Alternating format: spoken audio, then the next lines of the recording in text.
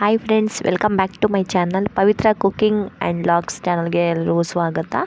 ಯಾರೆಲ್ಲ ವೀಡಿಯೋ ನೋಡ್ತಾ ಇದ್ದಾರೆ ದಯವಿಟ್ಟು ಸಬ್ಸ್ಕ್ರೈಬ್ ಆಗಿ ನನ್ನ ಚಾನಲ್ಗೆ, ವೀಡಿಯೋಗೊಂದು ಲೈಕ್ ಮಾಡಿ. ಇವತ್ತು ನಾನು ಮನೆಯಲ್ಲೇ ಹೋಮ್ ಮೇಡ್ ಬಿಸಿಬೇಳೆ ಬಾತು ಮತ್ತು ಖಾರ ಬೂಂದಿನ ಮನೆಯಲ್ಲೇ ಹೇಗೆ ಮಾಡ್ಕೋಬೋದು ಸಿಂಪಲ್ಲಾಗಿ ಅಂತ ತೋರಿಸ್ತಾ ಇದ್ದೀನಿ. ಸಾಮಾನ್ಯವಾಗಿ ನಾವು ಬಿಸಿಬೇಳೆ ಬಾತ್ ಮಾಡ್ತೀವಿ ಮತ್ತು ಬೂಂದಿನ ಅಂಗಡಿಯಿಂದ ತಂದುಬಿಡ್ತೀವಿ. ಸೊ ಅದು ಅಂಗಡಿದು ಸ್ವಲ್ಪ ಅವಾಯ್ಡ್ ಮಾಡಬೇಕು, ಮಕ್ಕಳಿರೋದ್ರಿಂದ ಅವಾಯ್ಡ್ ಮಾಡ್ತಾಯಿದ್ದೀನಿ. ಬನ್ನಿ ಹೇಗೆ ಮಾಡೋದು ಅಂತ ತೋರಿಸ್ತಾ ಇದ್ದೀನಿ. ಮೊದಲಿಗೆ ನಾನು ಒಂದು ಪಾತ್ರೆ ಮಿಕ್ಸಿಂಗ್ ಬೌಲ್ ತೊಗೊಂಡು ಅದಕ್ಕೆ ಅಕ್ಕಿ ಹಿಟ್ಟು ಒಂದು ಅರ್ಧ ಕಪ್ಪು, ಒಂದು 2 ಕಪ್ಪಷ್ಟು ಕಡಲೆ ಹಿಟ್ಟು ಎರಡನ್ನೂ ಹಾಕೋತಾ ಇದ್ದೀನಿ. ಇದಕ್ಕೆ ನೀವು ಕಲರ್ ಬೇಕಿದ್ದರೆ ಹಾಕ್ಕೊಳ್ಳಿ, ಇಲ್ಲಾಂದರೆ ಬೇಡ. ರುಚಿಗೆ ತಕ್ಕಷ್ಟು ಉಪ್ಪು ಹಾಕ್ಕೊಂಡು ಸ್ವಲ್ಪ ನೀರು ಹಾಕ್ಕೊಂಡು ಗಂಟು ಇಲ್ಲದೆ ಇರೋ ಹಾಗೆ ನೀಟಾಗಿ ಇದನ್ನು ಕಲಿಸ್ಕೋಬೇಕು. ಖಾರಕ್ಕೆ ಸ್ವಲ್ಪ ನಾನು ಹಸಿಮೆಣಸಿನ್ಕಾಯಿ ಪುಡಿ ಹಾಕೋತಾ ಇದ್ದೀನಿ. ಸ್ವಲ್ಪ ನೀರು, 2 ಕಪ್ ಕಡಲೆ ಹಿಟ್ಟಲ್ಲಿ ಒಂದು ಸುಮಾರು 1/4 kg ಅರ್ಧ kg ಅಷ್ಟು ಬೂಂದಿ ಮನೆಯಲ್ಲೇ ರೆಡಿ ಮಾಡ್ಕೊಬಿಡ್ಬೋದು ನಾವು. ಆದಷ್ಟು ಇದನ್ನು ಕಡಲೆ ಹಿಟ್ಟನ್ನು ಕೈಯಿಂದನೇ ಕಲಿಸ್ಕೊಳ್ಳೋಕೆ ಟ್ರೈ ಮಾಡಿ, ಯಾಕಂದರೆ ಇದು ದೋಸೆ ಹಿಟ್ಟಿನ ಅದಕ್ಕೆ ಇದು ನಾವು ಪ್ರಿಪೇರ್ ಮಾಡ್ಕೋಬೇಕು. ಹಾಗಾಗಿ ಒಂದು ಚೂರು ಗಂಟು ಇರಬಾರ್ದು. ಗಂಟಿದ್ದರೆ ನೋಡಿ ಈ ಥರ ಹೀಗೆ ದೋಸೆ ಹಿಟ್ಟು ನಾವು ಹಾಕ್ತೀವಲ್ಲ ಅದಕ್ಕೆ ಇದನ್ನು ಕಡಲೆ ಹಿಟ್ಟನ್ನು ಕಲಿಸ್ಕೊಂಡ್ರೆ ಆ ಬೂಂದಿ ತುಂಬ ಚೆನ್ನಾಗಿ ಬರುತ್ತೆ. ಸೌಟಲ್ಲಿ ಹಿಂಗೆ ಬಿಡೋಕ್ಕೂ ಈಸಿ ಆಗುತ್ತೆ. ನಂತರ ಒಂದು ಸ್ಟವ್ ಹಚ್ಚಿ ಆಗಲೇ ನಾನು ಪಾತ್ರೆ ಇಟ್ಕೊಂಡಿದ್ದೆ ಬಾಣಲಿನ, ಅದಕ್ಕೆ ಸ್ವಲ್ಪ ಎಣ್ಣೆ ಹಾಕಿ ಕಾಯಕ್ಕಿಡೋಣ. ಇದರಲ್ಲೂ ಅಷ್ಟೇ ಎಣ್ಣೆ ಚೆನ್ನಾಗಿ ಕಾದಿರಬೇಕು, ಇಲ್ಲಾಂದರೆ ಅದು ಕಚ್ಕೊಳ್ಳೋ ಸಾಧ್ಯತೆ ಇರುತ್ತೆ. ಕಡಲೆ ಹಿಟ್ಟು ಹಾಕಿದ ತಕ್ಷಣ ಕಚ್ಕೊಬಿಡುತ್ತೆ. ಮತ್ತು ನೀವು 2 ಜಾಲರಿ ಇಟ್ಕೊಬಿಡಿ ತೆಗಿಯೋಕ್ಕೆ. ಮತ್ತು ಒಂದು ಬೂಂದಿ ಬಿಡೋ ಜಾಲರಿ ಇರಲ್ಲ ಅಂದರೆ ಈಗ ಮನೇಲಿ ಸಾಮಾನ್ಯವಾಗಿ ವಡೆ ಬೋಂಡೆ ತೆಗಿತಾರಲ್ಲ ನೋಡಿ, ಈ ಥರ ಜಾಲರಿ ಇರುತ್ತಲ್ಲ ಅದೇ ಸಾಕು. ಅದಕ್ಕೆ ನಿಧಾನವಾಗಿ ಹಾಕ್ಕೊಂಡು ಮತ್ತು ಸ್ಪೂನಲ್ಲಿ ಈ ರೀತಿ ಹರಡಿದ್ರೆ ಒಂದೊಂದೇ ಸಣ್ಣವಾಗಿ ಬೂಂದಿ ಬರುತ್ತೆ. ಬೂಂದಿ ಹಾಕೋ ಜಾಲರಿನೇ ಸಿಗುತ್ತೆ, ಬಟ್ ಅದಿಲ್ಲ ಅಂದರೆ ಪರವಾಗಿಲ್ಲ, ನಡೆಯುತ್ತೆ. ನೋಡಿ ಈ ಥರ ಇದ್ದರೆ ಸಾಕು. ಇಷ್ಟು ಫ್ರೈ ಮಾಡಿಕೊಂಡು ಮತ್ತು ಉಳಿದಿರೋ ಹಿಟ್ಟನ್ನೆಲ್ಲ ಹಾಕ್ಕೊಂಡು ನಾನು ಬೂಂದಿನ ರೆಡಿ ಮಾಡಿಟ್ಕೊಂಡೆ. ಇದಕ್ಕೆ ನಾವು ನೆಕ್ಸ್ಟ್ ಏನು ಹಾಕೋಬೇಕು ಅಂತಂದರೆ ಕಡಲೆಕಾಯಿ ಬೀಜನೂ ಅಷ್ಟೇ ಸ್ವಲ್ಪ ಚೆನ್ನಾಗಿ ಫ್ರೈ ಆಗಬೇಕಿದು.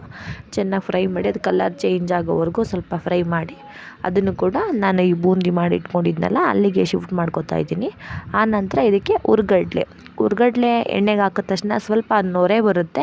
ಸೊ ಆ ನೊರೆ ಎಲ್ಲ ಡ್ರೈ ಆಗೋವರೆಗೂ ಚೆನ್ನಾಗಿ ಸ್ವಲ್ಪ ಫ್ರೈ ಮಾಡಿಕೊಂಡು ಎತ್ಕೊಂಡ್ರೆ ಆಯಿತು. ಹುರ್ಗಡ್ಲೆ ಸ್ವಲ್ಪ ಆ ಕಲರ್ ಬೇಗ ಸಿದೋಗ್ಬಿಡುತ್ತೆ, ನೋಡ್ಕೊಂಡು ತೊಗೊಳ್ಳಿ ಸಣ್ಣೂರಿ ಮಾಡಿಕೊಂಡು. ಲಾಸ್ಟಲ್ಲಿ ಸ್ವಲ್ಪ ಅವಲಕ್ಕಿ ಜಾಲರಿ ಇರಲಿಲ್ಲ ನಮ್ಮದೇ, ಅವಲಕ್ಕಿನೇ ಕರಿಯೋಕ್ಕೆ ಜಾಲರಿ ಸಿಗುತ್ತೆ, ಅದಿರಲಿಲ್ಲ. ಸೊ ಇದರಲ್ಲೇ ನಾನು ತೆಗ್ದೆ.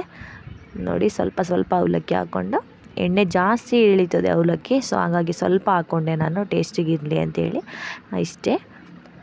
ಕೊನೆಯಲ್ಲಿ ಎಣ್ಣೆ ಇರುತ್ತಲ್ಲ ಗಾದಿರುತ್ತಲ್ಲ ಅದಕ್ಕೆ ಕರಿಬೇವಿನ ಸೊಪ್ಪು ಮತ್ತು ನಾನು ಇಲ್ಲಿ ಒಣಮೆಣ್ಸಿನ್ಕಾಯಿ ಬೆಳ್ಳುಳ್ಳಿದು ಒಟ್ಟಿಗೆ ಹಾಕ್ಬಿಟ್ಟೆ. ಇದು ನೀಟಾಗಿ ಫ್ರೈ ಮಾಡ್ಕೋಬೇಕು. ಒಣಮೆಣ್ಸಿನ್ಕಾಯಿ ಬೆಳ್ಳುಳ್ಳಿ ಮತ್ತು ಕರಿಬೇವಿನ ಸೊಪ್ಪು ನೀಟಾಗಿ ಫ್ರೈ ಮಾಡಿಕೊಂಡು ಅದನ್ನು ಇಲ್ಲಿಗೆ ಶಿಫ್ಟ್ ಮಾಡ್ಕೊಳ್ಳೋದು. ಇದಕ್ಕೆ ಕೊನೆಯಲ್ಲಿ ಹಸಿಮೆಣಸಿನ್ಕಾಯಿ ಪುಡಿ ಮತ್ತು ಲೈಟಾಗಿ ಉಪ್ಪು ಬಿಸಿ ಇರುವಾಗಲೇ ಹಾಕ್ಕೊಬಿಡಿ. ಹಾಕ್ಕೊಂಡು ನೀಟಾಗಿ ಮಿಕ್ಸ್ ಮಾಡಿ ಇಟ್ಕೊಬಿಟ್ರೆ ನೋಡಿ, ಸ್ವಲ್ಪ ಉಪ್ಪಿನ ಪುಡಿ ಹಾಕ್ಕೊಂಡು ನೀಟಾಗಿ ಮಿಕ್ಸ್ ಮಾಡಿದ್ರೆ ಖಾರ ಬೂಂದಿ ರೆಡಿ ಆಗುತ್ತೆ. ನೋಡಿ ಎಷ್ಟು ಚೆನ್ನಾಗಿ ಬಂದಿದೆ ಅಂತ. ಅಂಗಡೀಲಿ ಎಷ್ಟೊಂದು ದಿನ ಆಗಿರುತ್ತೆ ಮಾಡಿ, ಮನೆಯಲ್ಲೇ ಸಿಂಪಲಾಗಿ ಮಾಡ್ಕೋಬೋದು. ಈಗ ಬಿಸಿಬೇಳೆ ಬಾತ್ ಮಾಡ್ಕೊಳ್ಳೋದ ಮೊದಲಿಗೆ ಒಂದು ಕುಕ್ಕರ್ ತೊಗೊಂಡಿದ್ದೀನಿ. ಅದಕ್ಕೆ ನಿಮಗೆ ಎಷ್ಟು ಜನಕ್ಕೆ ಮಾಡ್ತೀರಾ ಆ ಕ್ವಾಂಟಿಟಿ ಮೇಲೆ ನೀವು ಬೇಳೆನ ತೊಗೊಳ್ಳಿ.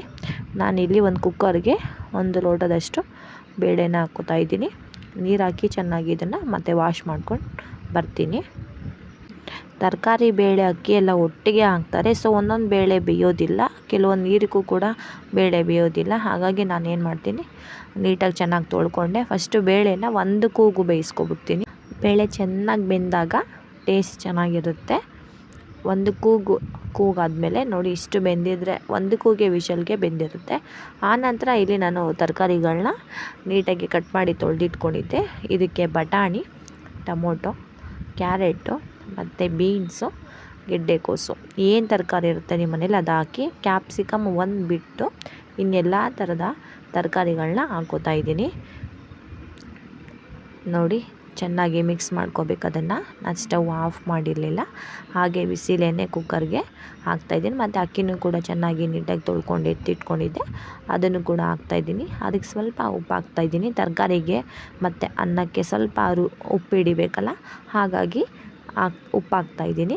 ಇದಕ್ಕೆ ಸ್ವಲ್ಪ ನೀರು ಹಾಕಿ ಅದನ್ನು ನೀಟಾಗಿ ಮಿಕ್ಸ್ ಮಾಡಿ ಕುಕ್ಕರಲ್ಲಿ 1 ವಿಷಲ್ ಕೂಗಿಸಿದ್ರೆ ನೋಡಿ ಈ ರೀತಿ ರೆಡಿ ಆಗುತ್ತೆ. ಇದಕ್ಕೆ ಸ್ವಲ್ಪ ನೀರು ಹಾಕಿ ನಮಗೆ ಯಾವ ಹದ ಬೇಕು ಅಷ್ಟು ನೀರನ್ನು ಹಾಕ್ಕೊಂಡು ಚೆನ್ನಾಗಿ ಒಂದು ಸಾರಿ ಮಿಕ್ಸ್ ಮಾಡ್ಕೋಬೇಕು. ಆನಂತರ ನಾನು ಬಿಸಿಬೇಳೆಬಾತ್ ಪೌಡರ್ ಮಾಡಿದ್ದೆ, ಅದೊಂದು ವಿಡಿಯೋ ಹಾಕ್ತೀನಿ. ಪೌಡರ್ನ ಹಾಕೋತಾ ಇದ್ದೀನಿ. ಹಾಕ್ಕೊಂಡು ಮತ್ತೆ ಅದನ್ನು ಚೆನ್ನಾಗಿ ಮಿಕ್ಸ್ ಮಾಡ್ಕೋಬೇಕು. ಮತ್ತು ಹುಣಸೆಹಣ್ಣು ಕೂಡ ನಾನು ನೆನೆಸಿಟ್ಕೊಂಡಿದ್ದೆ. ನೀಟಾಗಿ ಇದನ್ನು ಚೆನ್ನಾಗಿ ಆ ಖಾರದ ಪುಡಿ ಎಲ್ಲದಕ್ಕೂ ಹೊಂದೋ ಹಾಗೆ ನೀಟಾಗಿ ಮಿಕ್ಸ್ ಮಾಡ್ಕೋಬೇಕು. ಇದನ್ನು ಕೊನೆಯಲ್ಲಿ ಹುಣಸೆ ಹಣ್ಣಿನ ರಸ ಕೂಡ ಇದಕ್ಕೆ ಹಾಕೋತಾ ಇದ್ದೀನಿ. ಇದು ನಂತರ ರುಚಿಗೆ ತಕ್ಕಷ್ಟು ಉಪ್ಪು ಮತ್ತು ಇದಕ್ಕೊಂದು ಒಗ್ಗರಣೆ ರೆಡಿ ಮಾಡ್ಕೋಬೇಕು. ಒಂದು ಚಿಕ್ಕ ಬಾಣಲಿಗೆ ಎಣ್ಣೆ, ಸಾಸಿವೆ, ಜೀರಿಗೆ ಮತ್ತು ಒಣಮೆಣಸಿನ್ಕಾಯಿ ಆದಮೇಲೆ ಕರ್ಬೇವಿನ ಸೊಪ್ಪು ಇದು ಸ್ವಲ್ಪ ಚಟಪಟ ಅಂತ ಫ್ರೈ ಆಗಬೇಕು. ಆನಂತರ ಇದಕ್ಕೆ ಬೆಳ್ಳುಳ್ಳಿ ಮತ್ತು ಈರುಳ್ಳಿ, ಬೆಳ್ಳುಳ್ಳಿ ಹಾಕೋದು ಸ್ಕಿಪ್ ಆಗಿದೆ. ಬೆಳ್ಳುಳ್ಳಿ ಮತ್ತು ಈರುಳ್ಳಿನ ಹಾಕ್ಕೊಂಡು ಚೆನ್ನಾಗಿ ಫ್ರೈ ಮಾಡಬೇಕು. ಆನಂತರ ಕ್ಯಾಪ್ಸಿಕಮ್ ಹಾಕೋತಾ ಇದ್ದೀನಿ. ನಾನು ಯಾಕೆ ತರಕಾರಿ ಬೇಯುವಾಗ ಹಾಕ್ಬಾರ್ದು ಅಂದರೆ ಈ ರೀತಿ ಕ್ಯಾಪ್ಸಿಕಮ್ ಚೆನ್ನಾಗಿ ಎಣ್ಣೆಯಲ್ಲಿ ಫ್ರೈ ಮಾಡಿ ಹಾಕೋದ್ರಿಂದ ಚೆನ್ನಾಗಿರುತ್ತೆ ಬಿಸಿಬೇಳೆಬಾತ್. ಸೊ ಇದನ್ನು ಎಣ್ಣೆಯಲ್ಲಿ ಚೆನ್ನಾಗಿ ತುಂಬ ಬೇಯಿಸೋ ಅಷ್ಟೇನಿರಲ್ಲ. ಇದನ್ನು ಬಿಸಿಬೇಳೆಬಾತಿಗೆ ಶಿಫ್ಟ್ ಮಾಡಿಕೊಂಡು ಒಂದ್ಸಲಿ ನೀಟಾಗಿ ಇದನ್ನು ಮಿಕ್ಸ್ ಮಾಡಿಕೊಂಡ್ರೆ ಬಿಸಿಬೇಳೆಬಾತ್ ರೆಡಿ ಆಗುತ್ತೆ. ಹಾಗೆ ಸ್ನೇಹಿತರೆ, ಯಾರೆಲ್ಲ ನನ್ನ ಚಾನಲ್ ನೋಡ್ತಾ ಇದ್ದೀರಾ ದಯವಿಟ್ಟು ಸಬ್ಸ್ಕ್ರೈಬ್ ಆಗಿ ನನ್ನ ಚಾನಲ್ಗೆ. ನನ್ನ ವಿಡಿಯೋ ಇಷ್ಟ ಆದರೆ ಒಂದು ಲೈಕ್ ಮಾಡಿ, ನಿಮ್ಮ ಅನಿಸಿಕೆನ ಒಂದು ಕಮೆಂಟ್ ಬಾಕ್ಸಲ್ಲಿ ಹಾಕಿ ಏನು ಅನ್ನಿಸ್ತು ಅಂತ. ಹಾಗೆ ಕೊನೆಯಲ್ಲಿ ಬೆಲ್ಲ ಹಾಕೋದು ಮಿಸ್ ಮಾಡಿದ್ದೆ. ಸೊ ಇದನ್ನು ನಾನು ಬೂಂದಿನ ನೈಟೇ ರೆಡಿ ಮಾಡಿ ಇಟ್ಕೊಂಡಿದ್ದೆ. ಬೆಳಗ್ಗೆ ನಾವು ಬಿಸಿಬೇಳೆಬಾತ್ ಮಾಡ್ತೀವಿ ಅಂದರೆ ನೈಟೇ ಕೂಡ ಬೂಂದಿನ ಮಾಡಿ ಇಟ್ಕೊಬಿಡಿ, ಆವಾಗ ಈಸಿ ಆಗುತ್ತೆ. ಬೆಳಗ್ಗೆ ಎದ್ದು ಮಾಡೋದು ಸ್ವಲ್ಪ ಕಷ್ಟ ಆಗುತ್ತೆ. ಹಾಗೆ ಸ್ನೇಹಿತರೆ, ಯಾರೆಲ್ಲ ನನ್ನ ಚಾನಲ್ ಇನ್ನೂ ಸಬ್ಸ್ಕ್ರೈಬ್ ಆಗಿಲ್ಲ ಪ್ಲೀಸ್ ಸಬ್ಸ್ಕ್ರೈಬ್ ಮಾಡಿಕೊಂಡು ನನ್ನ ಚಾನಲ್ನ ನೋಡಿ. ಹಾಗೆ ನಮಗೂ ಸಪೋರ್ಟ್ ಮಾಡಿ. ನಿಮ್ಮ ಅನಿಸಿಕೆ ಅಭಿಪ್ರಾಯಗಳನ್ನ ಕಮೆಂಟ್ ಬಾಕ್ಸಲ್ಲಾಗಿ ಒಂದು ಲೈಕನ್ನು ಕೊಡಿ. ನೆಕ್ಸ್ಟ್ ವಿಡಿಯೋ ಮಾಡೋಕ್ಕೆ ಖುಷಿಯಾಗುತ್ತೆ. Thank for watching.